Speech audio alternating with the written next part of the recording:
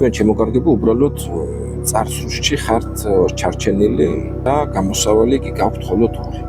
პირველი, ეს არის რომ ზუსტად იგივე მდგომარეობაში დარჩეთ და არაფერი არ შეცვალოთ. აბრალოთ ისევ ყველაფერი, მშობლებს, მასწავლებლებს, თანატოლ ბავშვებს, თელესამყაროს და გალიოთ ზუსტად ესეთ უსუსო მდგომარეობაში მთელი ცხოვრება. ცუდი ის არის, რომ სანამ ჩვენ სხვას ვაბრალებთ ჩვენს დღევანდელ ყოფას, მანამ ვერაფერს ვერ შევცვლით. იმიტომ რომ პასუხისმგებლობა ჩვენს ყოფაზე სხვას გადავაბართ. აქ ყველაზე მნიშვნელოვანი ის არის, რომ სანამ ვინმეს ბრალია ჩვენი ცუდად ყოფნა, ჩვენ ვერკეტი ამ ყოფის გამოსწორების არ გვაქვს. ჩვენი ტვინი ასე ფიქრობს, რაც ჩვენი ბრალი არ არის, იმას როგორ გამოვასწორებ. ხოლო მეორე ვარიანტი კი ეს არის ადგე ყველაფრის მოუხედავად, ნენელა და მოკლე ნაბიჯებით გადაწყვიტვა შენი პრობლემა. აიღე პასუხისმგებლობა საკუთარ ცხოვრებაზე. გახსოვდეს, მხოლოდ შენ ხარ პასუხისმგებელი შენს ბედნიერ ცხოვრებაზე.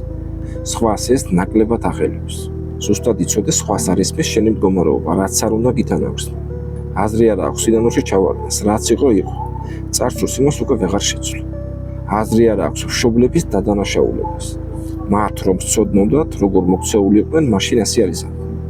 შენ წარმოდგენაც კი არა გაქვს, რამხელა მაგალითი მოქცე შენმა მშობლებმა მათი საქციელით. შენ მათი მადლობელი უნდა იყო. შენ მათმა გასწავლეს თუ როგორ არ გაზარდო და მოექცე შენ შვილს, როცა გიყოლება.